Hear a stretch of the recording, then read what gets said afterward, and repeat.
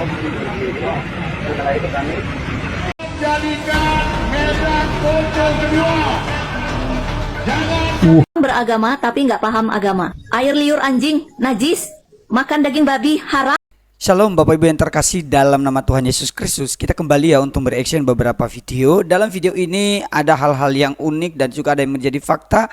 Tapi mari kita mendengarkannya sampai selesai. Dan kalian juga perlu mendengarkan apa yang menjadi tanggapan saya, supaya tidak ada miskomunikasi dan salah paham dengan apa yang saya sampaikan, dan juga dengan video-video yang kita reaction. Oke, langsung aja kita ke videonya. Jadikan Medan Pocong kedua. Jangan Medan Pocong kedua. Kami sudah cukup rindu untuk lihat. Jangan dipancing-pancing. Kalau misalnya disuruh tertib aja. Gila, ini baru. Jangan jadikan Medan Poso kedua, katanya. Kami udah rindu jihad. Ini ucapan-ucapan yang seperti ini nih yang bisa memecah belah. Ini udah termasuk provokasi. Coba, gimana tanggapan kalian, guys? Menurut saya apa yang disampaikan oleh orang ini betul-betul sangat menjadi suatu hal yang sangat sensitif dalam Indonesia gitu loh. Karena kita sudah tahu sendiri bahwa kejadian-kejadian seperti ini kejadian yang sangat sensitif sekali. Dan orang ini kenapa sih dia selalu menabur yang namanya kebencian, menabur yang namanya memulai yang namanya peperangan gitu loh. Dan kita ini kan harusnya menjaga yang namanya toleransi dan juga menjaga kerukunan antar bangsa, antar suku, antar agama. Tapi kenapa dia justru memulai hal-hal yang enggak benar? Kalau soal pelarangan daging babi itu di Medan itu yang katanya penertiban, ya dimulai dari siapa? Bukankah itu dari pihak mereka juga yang ada ormas yang mereka membuat video yang viral itu, dan itulah yang ditanggapi oleh wali kota, dan dia membuat surat edaran, dan kemudian orang yang memakan daging babi itu melakukan demo besar-besaran. Makanya mereka melakukan demo itu atas dasar itu. Tapi kenapa sekarang dibalik-balikan? Oke lah, kita nggak usah menanggapi hal ini. Tapi Bapak ini dari sifatnya aja, dari cara dia menuturkan ini, apakah memang dalam agamanya diajarkan hal yang demikian? Bagaimana menurut pendapat kalian? Mari kita mendengarkan komentar dari admin atau dari Gerakan Peace lah, Gerakan Peace official dalam hal ini. Waduh, kelompok intoleran ngancam akan menjadikan Medan sebagai poso kedua. Ancaman itu muncul saat Aliansi Umat Islam Kota Medan melakukan aksi damai di depan kantor Wali Kota Medan pada 3 Maret lalu. Mereka datang untuk mendukung surat edaran Wali Kota Medan tentang penataan lokasi penjualan dan pengelolaan limbah daging non-halal, alias daging babi. Aksi ini dihadiri sejumlah tokoh muslim Medan seperti Ustadz Latif Khan, Ustadz Zulfikar Hajar, Ketua MUI Kota Medan Hasan Matsum, dan lainnya. Cuplikan video aksi ini kemudian diunggah akun TikTok @freddy.sjohn dengan caption, "Buset, apakah Medan akan jadi poso?" Dalam video tersebut terlihat seorang orator berteriak, "Jangan jadikan Medan poso kedua, jangan dipancing-pancing, kami sudah rindu jihad." Ia juga mengatakan bahwa Medan adalah rumah Islam yang tidak boleh ada daging babi dan anjing. Menurut Freddy, ucapan seperti ini sangat berbahaya karena bisa memecah belah persatuan umat beragama. Ia bahkan menyebut ucapan seperti ini sudah termasuk provokasi. Orasi tersebut diduga sebagai bentuk dukungan terhadap surat edaran Wali Kota Medan. Sebelumnya pada 26 Februari, Aliansi Solidaritas Pedagang dan Konsumen Daging Babi di Medan sempat memprotes aturan ini karena dianggap diskriminatif. By the way nih, buat yang belum tahu kenapa nama Poso sering dipakai sebagai peringatan konflik, tragedi di Poso terjadi dalam beberapa gelombang besar, Desember 1998, April 2000, dan Mei hingga Juni 2001 di Poso, Sulawesi Tengah. Konflik ini melibatkan kelompok masyarakat Muslim dan Kristen yang akhirnya saling bentrok. Sebelum 1998, masyarakat Poso sebenarnya hidup cukup berdampingan. Banyak desa yang warganya campuran agama dan masyarakatnya masih bekerja sama dalam kehidupan sehari-hari. Namun, sejak 1980-an mulai terjadi perubahan demografi karena program transmigrasi yang membawa banyak pendatang ke wilayah tersebut. Perubahan ini kemudian memicu persaingan sosial dan ekonomi di masyarakat. Situasi semakin rumit setelah kejatuhan Presiden Soeharto pada 1998 ketika kontrol pemerintah pusat melemah. Di Poso sendiri muncul persaingan politik lokal yang sering dikaitkan sama identitas agama. Kerusuhan pertama terjadi pada 24 Desember 1998 setelah perkelahian antara dua pemuda dari kelompok agama berbeda. Perkelahian kecil itu meluas karena isu menyebar cepat ke kampung-kampung sekitar. Massa mulai menyerang kampung lawan dan membakar rumah. Konflik kembali meledak lebih besar pada April 2000 setelah muncul berbagai rumor penyerangan antar kampung. Sebagian rumor tidak benar, tapi sudah cukup memicu mobilisasi massa. Data pemerintah pada 2001 mencatat sekitar 577 orang tewas. Lebih dari 100.000 orang mengungsi dan ribuan rumah serta tempat ibadah hancur. Konflik Poso sering terlihat di berita cuma sebagai kerusuhan antar agama aja. Padahal semuanya bermula dari masalah kecil yang membesar karena rumor dan provokasi. Dari situ perkelahian kecil akhirnya lahir konflik panjang yang memakan banyak korban. Karena itu ucapan seperti Medan bisa jadi Poso kedua atau kami rindu jihad sangat berbahaya jika dilempar ke ruang publik. Kata-kata seperti ini bisa menyulut emosi dan memicu kecurigaan antar kelompok masyarakat. Pemerintah pusat dan pemerintah daerah harus tegas menghadapi orang-orang yang suka melempar provokasi seperti ini. Ucapan rindu jihad atau Medan bisa jadi Poso kedua bukan sekedar omong kosong, tapi bisa memancing emosi massa. Kalau dibiarin, kata-kata seperti itu bisa memecah belah masyarakat yang selama ini hidup berdampingan. Aparat jangan cuma diem atau anggap itu retorika biasa di atas panggung. Orang-orang yang menyebarkan provokasi seperti ini harus dipanggil, diperiksa, bahkan ditindak tegas kalau perlu. Negara nggak boleh kalah sama provokator yang memainkan isu agama untuk memecah masyarakat. Karena kalau konflik sampai meledak, yang rusak bukan cuma satu kelompok, tapi persatuan NKRI. Stop provokasi, jaga toleransi di Indonesia. Ya betul ya teman-teman ya, memang berita ini atau yang hal-hal seperti ini sangat memicu pertengkaran di antara umat gitu loh, di antara umat beragama, antara umat suku gitu. Ya makanya kita terus menjaga toleransi. Kenapa saya mengangkat video ini? Kenapa saya pengen mereaction video ini? Ya memberitahukan kepada kita jangan sampai kita terprovokasi dengan hal-hal seperti ini. Jangan sampai kejadian. Kita orang Kristen, oke lah kita doakan aja supaya mereka di sana berjalan dengan aman, dengan tertib, ke mereka di kota Medan supaya dapat terselesaikan, dan wali kotanya atau mereka entah gubernur juga ya, gubernur di sana dan juga wali kota, mereka semua para pihak pemerintah itu mereka dapat mengambil sikap yang benar, kebijakan yang benar dalam menangani hal seperti ini. Kalau soal daging babi ya susah, karena bagi mereka kan hanya mereka yang diikuti, kalau kita nggak boleh. Ya kita maklumi aja lah kalau memang mereka seperti itu, tapi dengan catatan toleransi itu tetap aman, ketentraman dan damai itu tetap ada di Indonesia ini.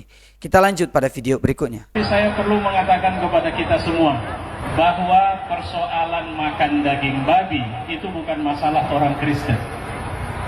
Itu bukan urusan orang Kristen, karena yang makan daging babi orang Buddha juga makan daging babi.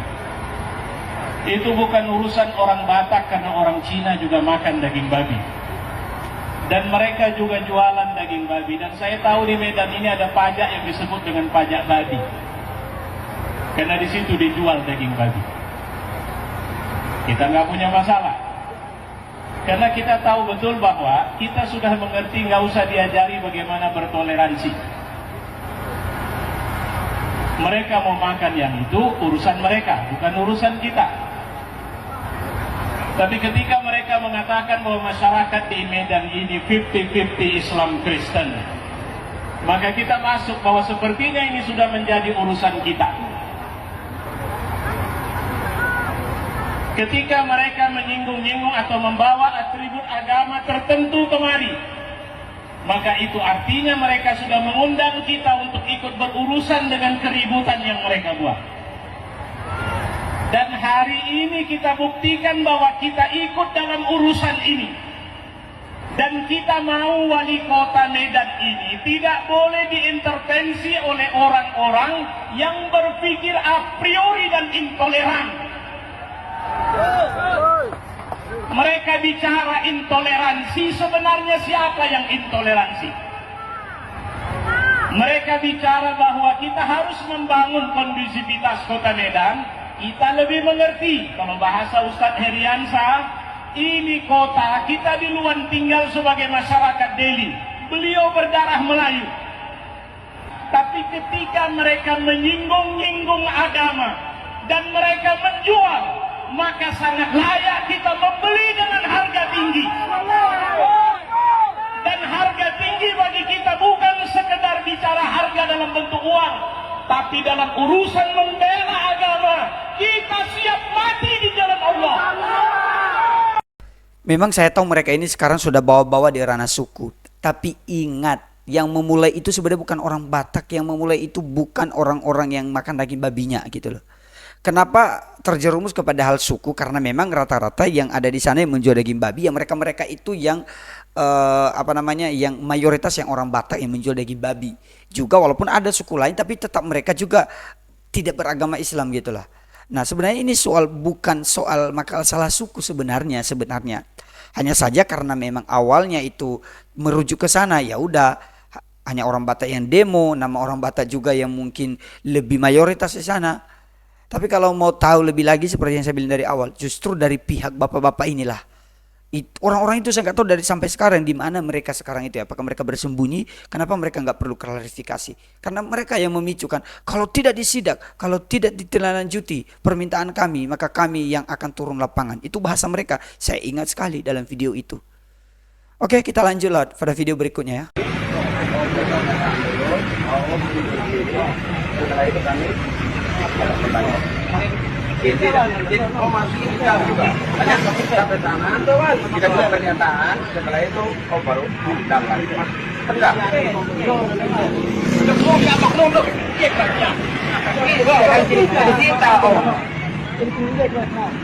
Ada pertanyaannya kan? Om tidak akan jual tempat. Iya, makanya Om buat pernyataan sendiri. Ini ada di dalam apa ini? Dia mau di mana? Mana? Ini lah lo ke ini lo. Ya, Om ke tempat kumpulnya kami. Iya. Kasihan sekali teman-teman, mereka minta supaya ada surat izin. Bagaimana Bapak ini melakukan surat izin? Dia nggak punya tempat. Kalau urus izin kan ada tempatnya. Dia mendirikan tempat. Sedangkan dia aja mungkin tadi modalnya untuk membeli ini mungkin nggak besar gitu loh. Nah katanya kita membantu UMKM di negara kita, tapi kok justru menyulitkan? Atau jangan-jangan nanti ending-endingnya supaya kalau dia urus izin, ini namanya supaya uangnya juga ada karena dia memberikan uang untuk urus izin atau bagaimana? Saya kurang tahu. Kalau memang seperti begitu dituntut dia supaya harus izin, ya dibantulah dia urus izin. Jangan hanya kalian usir dia, jangan kalian ambil barang dagangannya, jangan kalian marahin dia. Karena loh dia itu sedang memperjuangkan loh keluarganya, mungkin anaknya butuh makan, butuh sekolah. Tapi dia nggak mencuri loh. Justru sifat mereka ini ya oknum-oknum ini ya pencuri yang mencuri di tempat terang gitu dengan cara yang legal. Tapi tindakannya ilegal gitu menurut saya. Mari kita lanjut pada video berikutnya.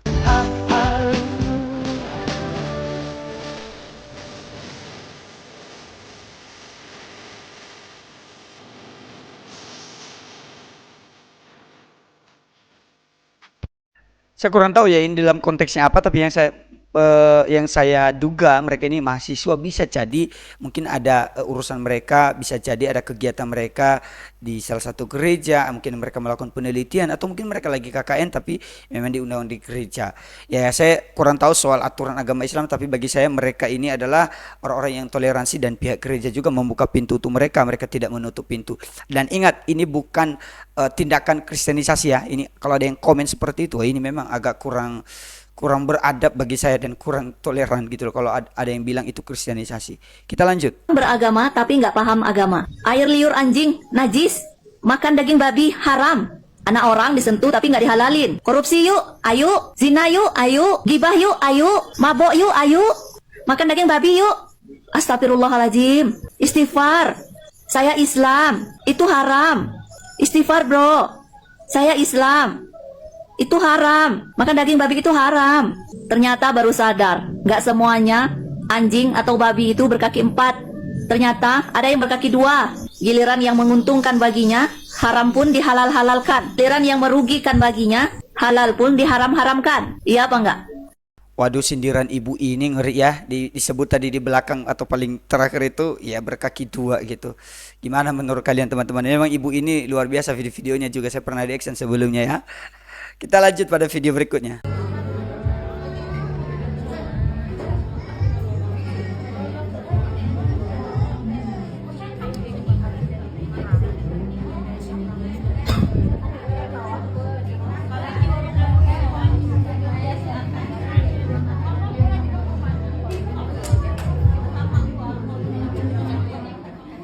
Assalamualaikum warahmatullahi wabarakatuh. Salam sejahtera bagi kita semua.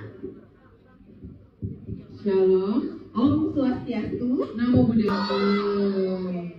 Perkenalkan, kalau kata orang kan tak kenal maka kenalan dulu kita. Baru nanti boleh sayang. Perkenalkan, nama saya Novilia. Dan saya Yolanda. Kami yang akan memimpin acara buka puasa bersama pada sore hari ini. Sore menjelang malam. Bersama warga RT 10 LK 2 benar. Dan juga gereja MDC Bandar Lampung. Oke. Angka 1 sampai 100. Milih angkanya. Boleh 3, 4, 10, 50, 70 dan lain sebagainya. Tapi ya, cuma boleh nyebutin satu angka. Nah, satu kali kesempatan ya. Iya, betul sekali. Nah, kalau gitu kapan mau mulai nih? Udah mau mulai belum? Sudah siap? Sudah dipikirkan angka 30. Tidak ada. 28. Ada di atas. Oh iya. Jeng jeng. Dapat 20.000. 85. Ini. Ya, dapat. Yeay. 2.000. Ada ya. 2.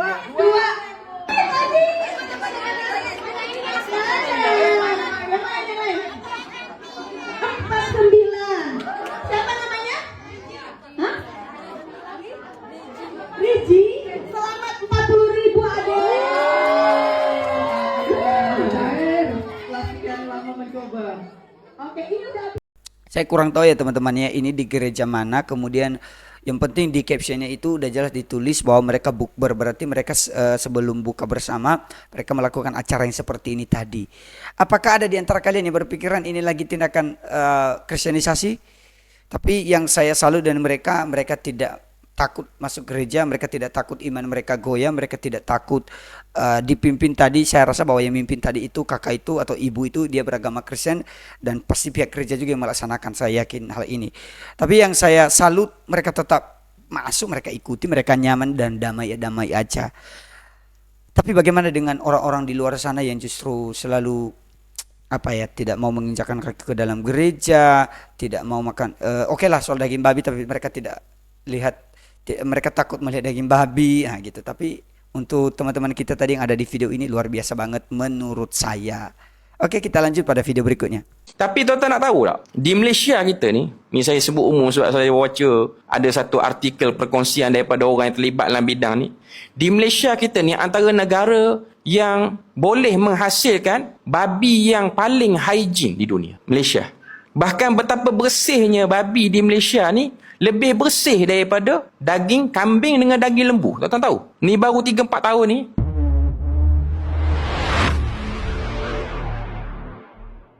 Dia macam Tuhan larang kita makan babi tu, orang Islam. Orang Islam dilarang makan khinzir. Sebab apa dia larang makan khinzir? Tak ada sebab apa pun. Sebab Tuhan suruh. Tuhan larang. Ada orang dia cari. Dia kata babi ni tak bersih. Haiwan yang tak hidup dalam hygiene, tak hidup dalam kebersihan. Dia punya daging dia pun ada bakteria. Dia punya daging dia pun tinggi cacing pita. Kalau kita makan tu kita boleh kena parah. Cacing masuk dalam tubuh badan kita. Cacing yang menyebabkan tubuh badan kita pun akan terkesan lah. Tapi tuan-tuan nak tahu tak? Di Malaysia kita ni saya sebut umum sebab saya baca ada satu artikel perkongsian daripada orang yang terlibat dalam bidang ni. Di Malaysia kita ni antara negara yang boleh menghasilkan babi yang paling hygiene di dunia. Malaysia. Bahkan betapa bersihnya babi di Malaysia ni lebih bersih daripada daging kambing dengan daging lembu. Tuan-tuan tahu? Ni baru 3-4 tahun ni ada universiti di Malaysia ni dia buat. Dia wujudkan satu kandang yang sangat hygiene. Babi tu sangat bersih. Jauh lebih bersih daripada haiwan ternakan yang halal dimakan oleh orang Islam. Dan dia buat kajian kandungan cacing pita yang ikut dia punya, kata apa, dia punya standard hygiene dia tu untuk kandang babi ni. Bila mana dia sembelih, dia produce untuk, of course bukan untuk orang Islam lah, untuk orang yang nak makan lah. Dia cek kandungan cacing pita yang ada dalam daging babi ni yang ikut standard hygiene baru ni dengan cacing pita yang ada dalam kandang kambing, daging biri-biri, daging lembu. Tinggi yang daging lembu, daging kambing dan biri-biri yang dipelihara oleh orang kebanyakan berbanding babi ni. Okey, sekarang ni babi dah bersih. Boleh makan tak tuan-tuan? Tak boleh makan tak? Dia bukan cerita bersih ke apa. Dia cerita Tuhan tak bagi. Dia bukan cerita bersih. Andai kata babi tu sangat bersih, memang betul-betul bersih, cerita dia Tuhan tak bagi makan. Tuhan kata jangan makan. Bersih tara mana pun jangan makan. Sebab aku larang bukan cerita bersih. Aku larang bukan suruh kamu fikir macam mana nak menjadikan dia halal. Aku larang sebab nak kekal dia haram. Haram ialah haram. Tak boleh. Video ini saya kurang tahu apakah dia ini kiai, apakah dia ustadz, karena ini kan di Malaysia ya, apa sebutan untuk mereka ya saya tidak menyebut, tapi yang penting beliau ini menuturkan atau membuktikan bahwa seperti cacing pita dalam pandangan orang yang selama ini mengatakan bahwa daging babi itu cacing pitanya terlalu banyak dan seterusnya, tapi justru dia menyampaikan tadi kepada jemaahnya atau pendengarnya bahwa justru itu hal yang salah. Justru yang benar itu bahwa di binatang-binatang lain seperti sapi, kambing, dia menyebut tadi bahwa justru di situ kandungannya itu lebih tinggi daripada yang ada di dalam daging babi. Nah, apakah kalian setuju dengan hal ini? Bagaimana dengan pendapat kalian ya? Walaupun tetap haram, tapi bagi mereka ya tetap bersih gitulah. Baik Bapak Ibu, demikian aja video kali ini. Kita terus menjaga toleransi, apalagi dari bulan-bulan yang berakhir ini ya, dari bulan Januari akhir, bulan Februari, Maret, dan menuju bulan April itu adalah momen di mana acara-acara atau hari-hari raya keagamaan itu beruntun dan terjadi secara bersamaan. Mari kita tetap menjaga toleransi antar umat beragama, kita tetap menjaga dan menghormati kita sesama suku juga dimanapun kita berada. Menghargai itu indah. Makanya jangan kita membenci apa yang disukai orang lain, jangan kita membenci yang menurut kita nggak bagus tapi menurut orang lain bagus. Kita boleh tidak setuju dengan orang lain, tapi jangan sampai kita membenci sesuatu apa yang orang lain itu setuju walaupun kita tidak setuju, walaupun kita tidak percaya, tidak apa-apa. Itulah kepercayaan orang lain. Demikian aja video kita. Tuhan Yesus memberkati. Sampai jumpa kembali. Shalom.